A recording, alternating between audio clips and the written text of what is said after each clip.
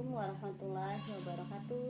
Halo sahabat Ewal Gold, perkenalkan nama saya Yusi Yuliana, salah satu agent of gold logam mulia EWA. Pada kesempatan kali ini saya mau mengajak ngobrol mengenai fase perjalanan emas. Karena emas sudah menjadi trending topik investasi pada saat ini, maka tidak ada salahnya sebelum kita memulai investasi kita mengetahui terlebih dahulu fase-fase perjalanan emas hingga sampai saat ini. Karena dengan begitu kita semakin yakin bahwa dengan investasi emas itu sangat bermanfaat untuk aku, kamu, dan mereka.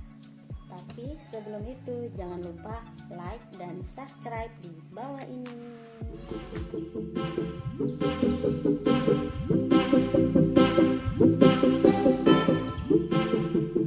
Empat fase perjalanan emas. Fase 1, barter. Fase 2, uang sejati. Fase 3, uang kertas. Fase 4, dinar dirham. Fase 1, barter. Zaman dahulu, manusia belum mengenal kegiatan tukar-menukar. Karena dahulu, setiap orang berusaha memenuhi kebutuhannya dengan usaha sendiri. Manusia berburu jika ia lapar, membuat pakaian sendiri, dan juga bertanam untuk mendapatkan makanan. Namun, apa yang mereka produksi tidak cukup untuk memenuhi seluruh kebutuhan mereka.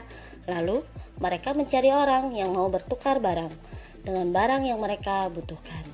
Dan dari sinilah muncul sistem barter. Apa itu barter? Barter adalah aktivitas manusia dalam tukar-menukar barang yang terjadi tanpa perantaran uang untuk memenuhi kebutuhannya. Kelemahan sistem barter, susah menentukan kadar tukar, barang sulit dipecah, sulit bawa barang, barang tidak tahan lama, sulit menentukan kecocokan, dan standar kualitas barang berbeda.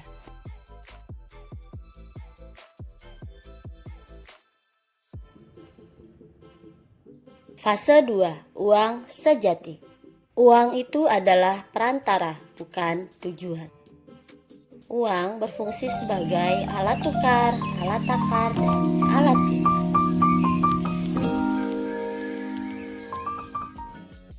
Lalu, bagaimana emas pada akhirnya bertransformasi menjadi uang kertas? Fase 3, uang kertas. Sejalan dengan perkembangan ekonomi, penggunaan logam sebagai alat tukar memiliki kesulitan. Salah satunya yaitu uang logam sulit melakukan transaksi dalam jumlah besar.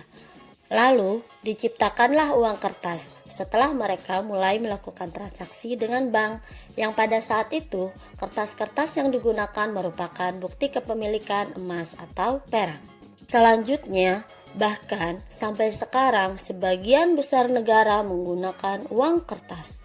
Walaupun beberapa negara pernah mengalami inflasi parah karena mencetak uang secara berlebihan, salah satunya Jerman. Tatkala pada Perang Dunia Pertama dan harus membayar kerugian perang, saking tidak berharganya uang dipakai untuk mainan anak, menyalakan api kompor, hingga menjadi hiasan dinding. Dan selain itu juga ada negara Zimbabwe, di mana harga telur di sana bisa seharga miliaran dolar Zimbabwe. Wow, sangat fantastis. Dan tidak ketinggalan juga negara Hungaria. Setelah Perang Dunia Kedua yang pernah memiliki uang kertas dengan nominal 1 miliar triliun menjadikan inflasi terparah sepanjang sejarah.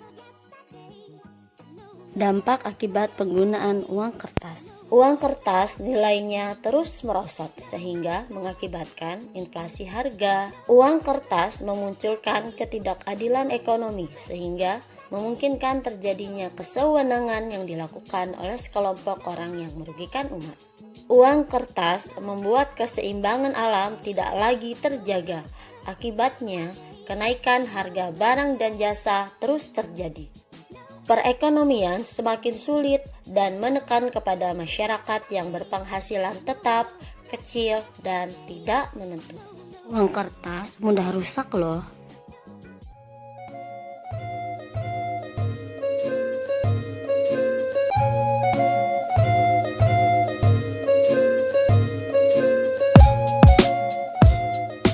Fase 4, dinar dirham.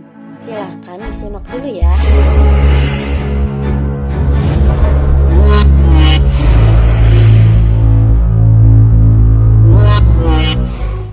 Rasulullah bersabda, nanti kalian semua akan kembali kepada dinar dan dirham sebagai mata uang kalian. Dinar adalah emas, Pak. Dirham adalah perak. Nanti kalian semua akan kembali kepada dinar dan dirham. Dan kalian akan meninggalkan uang-uang kertas yang pada saat itu seperti daun dan daunan menguning yang berguguran dari batang pohon, berserakan di pinggiran jalan, dipermainkan oleh anak-anak kalian, kata Rasulullah. Masya Allah kaum muslimin. Ini menandakan manusia pernah merasakan uang palsu. Bapak tahu bahwa uang kertas yang beredar di seluruh muka bumi ini adalah rekayasa terparah, konspirasi terjahat Yahudi kepada dunia. Dijadikannya uang yang beredar adalah kertas yang tidak ada harga. Ini kertas berapapun nilainya, US apapun ya, $100.